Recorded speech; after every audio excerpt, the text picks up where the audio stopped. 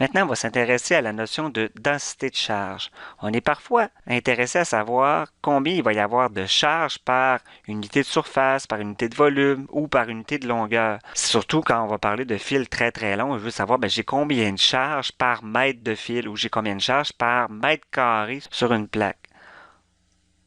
On va définir la densité linéaire de charge comme étant la charge par unité de longueur.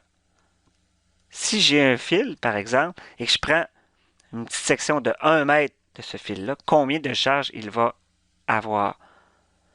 Le symbole pour la densité linéaire de charge, c'est lambda.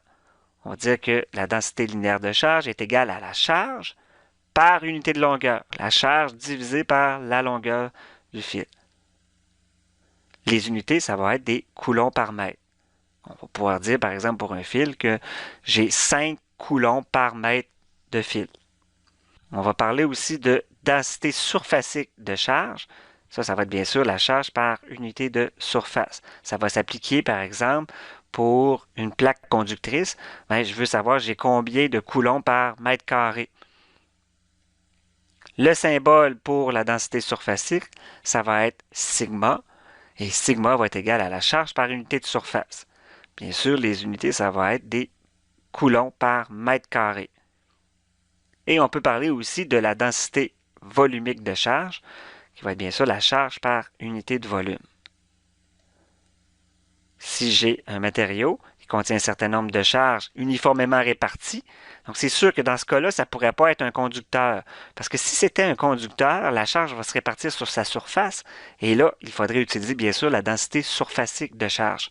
Si par exemple, je prends une sphère sur laquelle j'ai déposé des charges, eh bien, comme les charges vont complètement sur sa surface, je vais avoir un certain nombre de charges par mètre carré de surface, et non pas une densité volumique. Par contre, si c'est un matériau isolant et que je viens déposer des charges dessus uniformément, et là, je pourrais parler de densité volumique de charge. On va dire que c'est la charge par unité de volume, et son symbole, c'est ρ, et ρ est égal à la charge divisé par le volume, et bien sûr, ça va nous donner des coulombs par mètre cube. Si je prends un fil très très long et que je veux calculer le champ à une distance r de ce fil-là, on va utiliser la notion de densité linéaire pour être capable de calculer le champ. Cette équation, ça nous dit que le champ à une certaine distance r va dépendre de la densité. Donc, plus je vais avoir de charge par unité de longueur, bien sûr, plus le champ va être intense autour du fil et va être aussi inversement proportionnel à la distance qui va nous séparer du fil. Donc, plus on s'en éloigne, plus le champ va diminuer. Mais on voit que c'est inversement proportionnel direct, il n'y a pas de carré. Donc, si je double la distance, le champ va diminuer d'un facteur 2, simplement. On va regarder aussi le champ électrique fait par une plaque conductrice infinie qui serait chargée. Donc, prenons par exemple une plaque de métal conductrice sur laquelle on vient déposer des charges et cette plaque conductrice est infinie, donc très très très grande. Dans la réalité, on sait que ça ne se peut pas qu'elle soit infinie, mais si elle est très très grande, on va considérer qu'elle est infinie si on est relativement proche de la plaque. Donc, il va y avoir des lignes de champ qui vont partir de part et d'autre de la plaque. Ici, j'ai représenté des lignes de champ faites par des charges positives qui seraient placées sur cette plaque. Il va se créer un champ qui va être constant de part et d'autre, jusqu'à l'infini. Donc, le champ va être constant partout dans l'espace. La seule chose, c'est que d'un côté, le champ va aller dans une direction, de l'autre côté, le champ va être dans l'autre direction.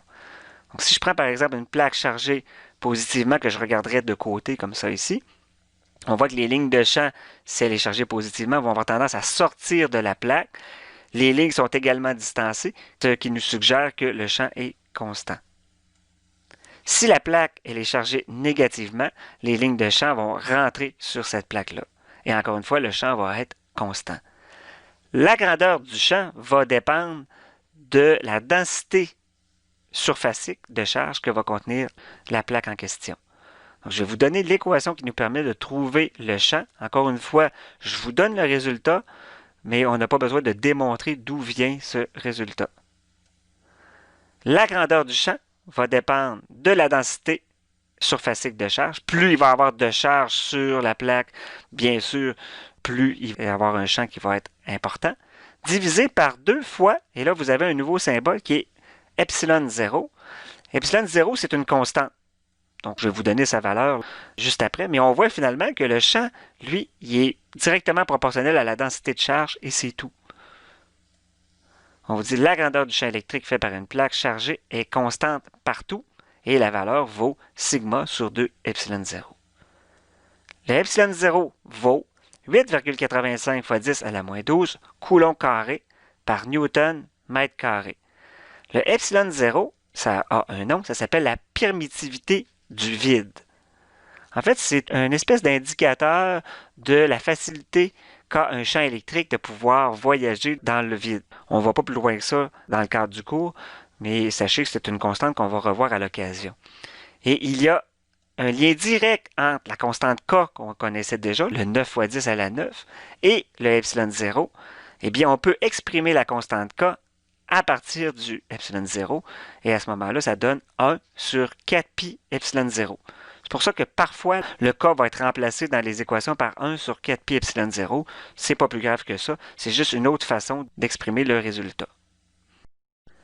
On va maintenant regarder le champ fait par deux plaques conductrices qui seraient chargées. Donc encore une fois, c'est des plaques qui vont être très très grandes par rapport aux distances qu'on va être des plaques. En fait, ce que ça veut dire infini, c'est que on est loin des bords. Parce que sur les côtés, le champ ne serait pas tout à fait constant si la plaque n'était pas infinie. Donc à ce moment-là, nous, on se concentre vraiment proche des plaques et en plein centre. Qu'est-ce qui va arriver si j'en ai deux? Comment on va aborder les problèmes où il va y avoir plusieurs plaques? Je vais commencer par dessiner les plaques. Prenons une plaque qui serait chargée positivement, dont la densité serait plus sigma. N'oubliez pas, le sigma, c'est la densité surfacique de charge. Je pourrais avoir, par exemple, 5 microcoulombs par mètre carré sur cette plaque-là. Et je viens dessiner une autre plaque, qui, elle, va être chargée négativement. Et là, je voudrais trouver le champ partout dans l'espace. Quelle valeur le champ va avoir n'importe où là, dans l'espace, soit entre les plaques ou de part et d'autre des plaques. Comment on fait pour être capable de trouver ce résultat-là? Eh bien, on prend chacune des plaques séparément et on regarde le champ que ferait cette plaque-là partout dans l'espace. Et après ça, on va venir additionner les contributions de chacune des plaques pour chaque point de l'espace. Donc, commençons par regarder le champ que va faire la plaque positive.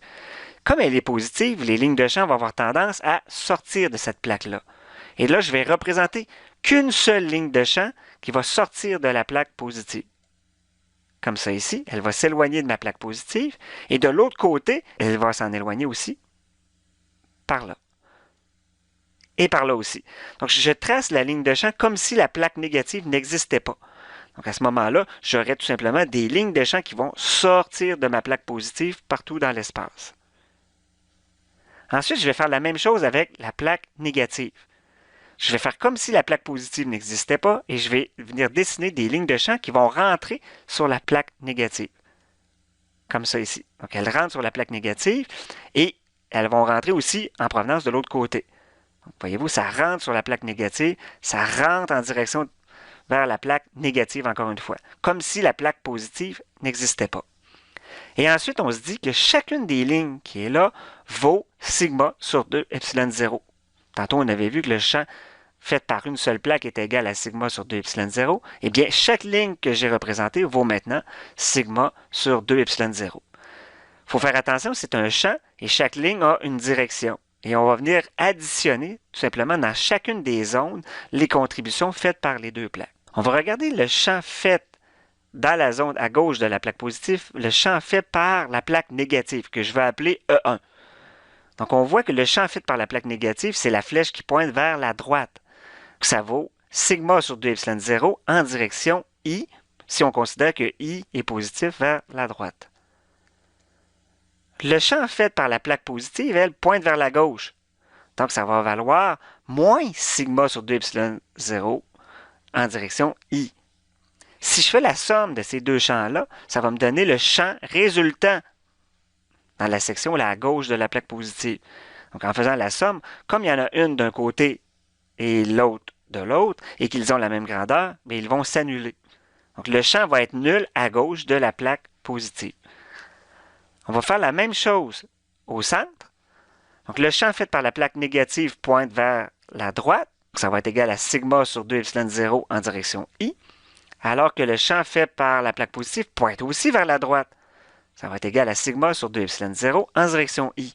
Si j'additionne les contributions de chacune des plaques, ça va donner 2 fois sigma sur 2 epsilon 0 en direction I. Et comme les deux vont s'annuler, il va me rester seulement sigma sur epsilon 0 en direction I. Donc le champ entre les deux plaques va être constant, va valoir sigma sur epsilon 0 et va pointer vers la droite. On va regarder maintenant à droite de la plaque négative. On voit que le champ fait par la plaque négative va pointer vers la gauche. Donc, je vais mettre moins sigma sur 2 epsilon 0 en direction I, alors que le champ fait par la plaque positive pointe vers la droite. Donc, sigma sur 2 epsilon 0 en direction I. Si je fais la somme, on voit que ça va s'annuler encore une fois parce que j'ai un champ d'un côté et un champ de l'autre. Donc, le champ à l'extérieur, donc à droite de la plaque négative, va être aussi nul. C'était quand même intéressant comme configuration. Si on a deux plaques chargées, donc une chargée positivement, l'autre chargée négativement, le champ entre les deux plaques est constant et vaut sigma sur epsilon 0, alors que le champ à l'extérieur des plaques vaut 0. Donc souvent, on va utiliser ce genre de plaque-là pour être capable de produire un champ constant dans une région donnée, mais ce qui est intéressant, c'est qu'à l'extérieur des plaques, le champ est nul, donc ça ne vient pas influencer, si on veut, le reste d'un montage ou influencer d'autres parties de notre expérience. C'est vraiment concentré au centre, on a un champ, et à l'extérieur, on n'en a pas.